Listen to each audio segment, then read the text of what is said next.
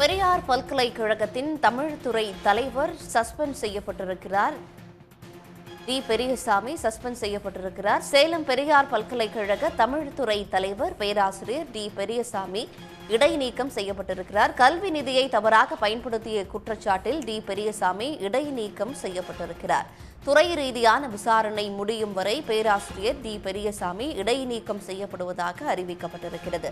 ஆராய்ச்சி மாணவர்களை வீட்டு வேலைக்கு பயன்படுத்தியது உள்ளிட்ட குற்றச்சாட்டில் பெரியசாமி தற்போது சஸ்பெண்ட் செய்யப்பட்டிருக்கிறார். பல்கலைக்கழகத்தில் சக ஊழியர்களை தரக்குறைவாக பேசியதாகவும் அவர் மீது குற்றம் சாட்டப்பட்டிருக்கிறது. பேராசிரியர் பெரியசாமி மீதான குற்றச்சாட்டு விசாரணையில் உறுதி செய்யப்பட்டதால் இந்த நடவடிக்கை மேற்கொள்ளப்பட்டுள்ளது. விவரங்களோடு செய்தியாளர் குமரேசன் இணைகிறார். குமரேசன், இப்போ இந்த டி. பெரியசாமி மேல என்னென்ன குற்றச்சாட்டுகள் இருக்கு?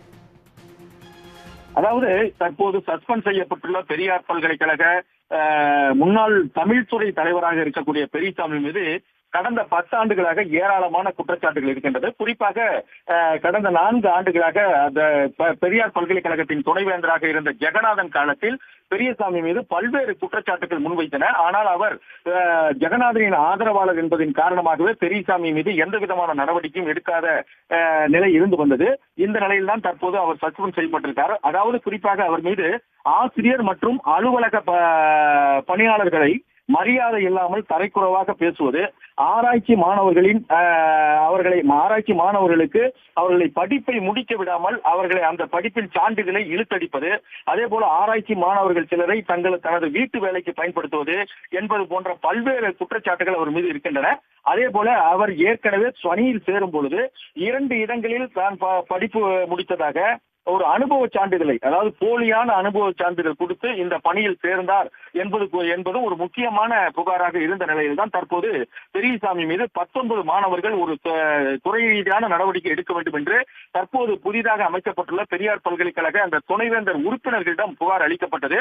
அந்த புகாரின் அடிப்படையில் தான் தற்போது முழுமையான விசாரணை நடைபெற்று அவர் செய்த குற்றங்கள் அனைத்திற்கும் முகாந்திரம் இருக்கிறது என்ற அடிப்படையில் தான் தற்போது பெரியசாமி மீது துறை ரீதியான நடவடிக்கை எடுக்கப்பட்டிருக்கின்றது. தற்போது அவர் பணியிடை நீக்கம் செய்யப்பட்டிருக்கின்றார். குறிப்பாக அவர் பணியாற்றிய அந்த 10 ஆண்டு காலத்தில் இந்த பல்கலைக்கழகத்தில் ஒரு ஆதிக்கம் செலுத்தியவராக இருந்திருக்கிறார். அது மட்டும் இல்லாமல் அவர் மீது பல்வேறு குற்றச்சாட்டுகள் இருக்கின்றது. SC/ST மாணவர்களை தரைக்குறைவாக நடத்துவது, அதே போல தன்னிடம் ஆராய்ச்சி படிக்க வரக்கூடிய அந்த மாணவர்களை வீட்டு வேலைக்கு பயன்படுத்துவது, ஆசிரியர் மற்றும் அலுவலக பணியாளர்களை வேண்டுமென்றே அவர்கள் மீது குற்றம் சாட்டி அவர்களை வெளியேற்றுவது, தரைக்குறைவாக அவர்களை பேசுவது என்ற அடிப்படையில் மிகப்பெரிய ஒரு ஆதிக்கத்தை செலுத்தி வந்திருக்கிறார். அந்த அடிப்படையில் தான் மாணவர்கள் இவர் மீது புகார் கொடுத்திருக்கார்கள். அதே போல ஆசிரியர்களும் புகார் கொடுத்தார்கள்.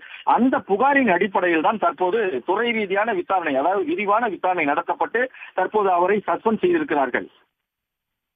விவரங்களுக்கு நன்றி குமரேசன். உடனுக்குடன் செய்திகளை தெரிந்து கொள்ள சன் நியூஸ் பெல் ஐகானை கிளிக் பண்ணுங்க.